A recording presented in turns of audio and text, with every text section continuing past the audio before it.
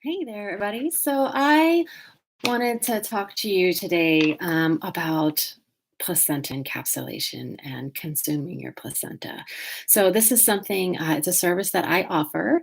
And the reason why I offer is because it's something that I did twice and found it to be very helpful. So I was just going to go through my personal experiences with that, just tell you a little bit about what that was like.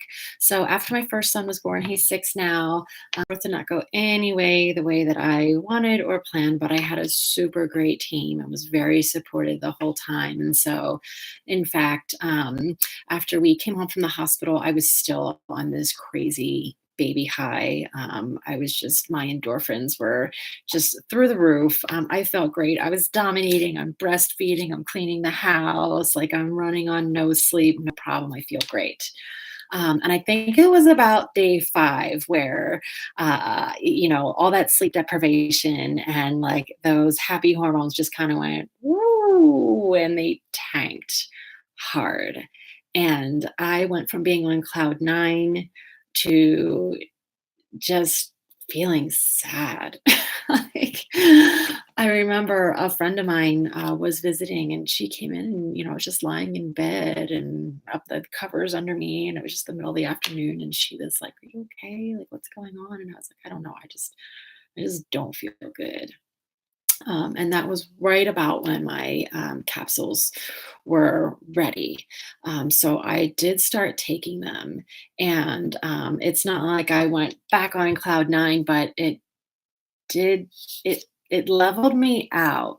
Like I just felt good. I felt okay again. Like I can handle this. Everything's all right. So I, of course, had the same plan for my second son. And after he was born 2.5 years later, um, again, I had the first, few days pretty happy, feeling good. I wouldn't say I was as elated and ecstatic as I had felt after the birth of my first, which was ironic because that second birth was much more like what I had always planned and wanted. Went very smoothly. But I don't know if it was having to run after a 2.5-year-old as well, just already being more spent, not having the reserves. I don't know. I broke down sooner and harder. And that same friend was out visiting, and I remember distinctly being in my backyard, um, just sitting down on the ground and like collapsing, and just feeling like how am I going to do this? I can't possibly keep up with this. And again, I started taking my capsules, which were ready not long after. And, that ground that just felt like it was, quaking beneath my feet, it like felt steady after a few days of taking them. I don't remember exactly how long, but it was a very noticeable effect. I want to say it might even have been a little bit sooner, but I suddenly, it was like I had solid, firm ground to stand on.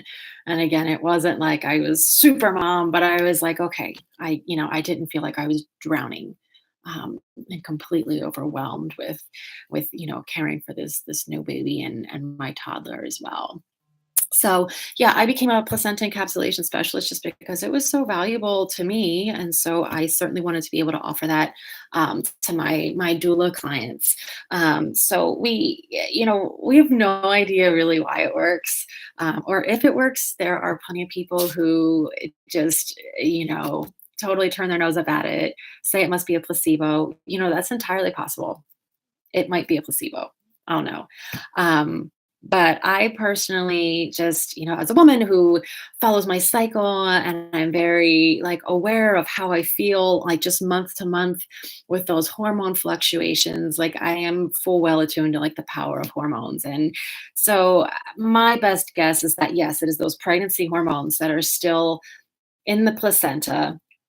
We do know that a lot of them are still preserved there, and depending on how you process, they break down a little bit more or less depending on what method you use. Um, but I feel like it just kind of like you have this steep drop off once the placenta is born, and I think that kind of helps kind of just level things out a little bit. That's my personal take. But, I have a midwife friend who says, maybe it's, I don't know, some crazy molecule we just don't even know anything about or haven't even thought of that has some other effect. And it's just something that hasn't, nobody wants to study this. Like nobody cares. you know, Nobody who has the money to conduct really robust research on this um, has really invested in doing it. So it doesn't look like there's any forthcoming. I know UNLV was doing some stuff a few years ago, but I didn't hear of anything like big or earth shattering that came out of that.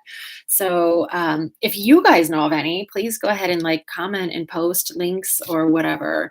There are some scattered research about it, but unfortunately, we don't have like super solid evidence about how it may or may not work. But again, anecdotally, I've seen this with my clients where I visit them to drop off their pills on day 3 or 4, and they've hit that wall, and they can barely get a sentence out without starting to cry. And they're like, I don't know what's wrong with me. Like, I can't, I'm like this all the time. And their husbands are sitting there nodding, like, she just keeps breaking down. And, they start taking their pills and, you know, they let me know in a few days. I check in and they're like, oh my gosh, I feel so much better. Like, thank God I had that done, that you brought me those.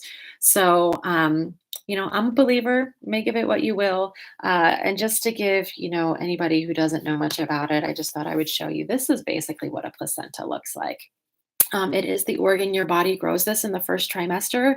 It is what filters your blood and the baby's blood. So it pulls nutrients out of your blood and gives it to the baby, and then it pulls wastes from the baby's blood and gives it to your body to then flush out. So it's the baby's filtration system. We call it the womb mate. So this is the side that would be next to the baby. This would be the umbilical cord, and see all these like lush veins that kind of make this sort of, it looks like a tree. We call that the tree of life. And then on the other side, there are these big, massive, these mass things, and they're each separate, and they're called cotyledons. And this is what is attached to the mother's uterus, to the wall of the uterus. And then that peels off when the baby is born. And if you're not kind of on the fence about it and you don't really know if you want to do this, I recommend just take it with you and freeze it. That way you have it.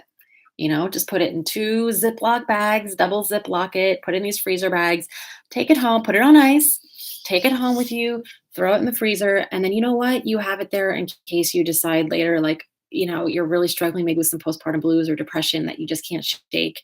And you've tried some other things and they're not working. Well, you have your placenta there if you if you want to see if it works for you. We can still thaw it out and encapsulate it for you. So I don't know if anybody else took their placenta. I would love to hear what your experience with it was. I've definitely had clients who just felt great and didn't end up taking it.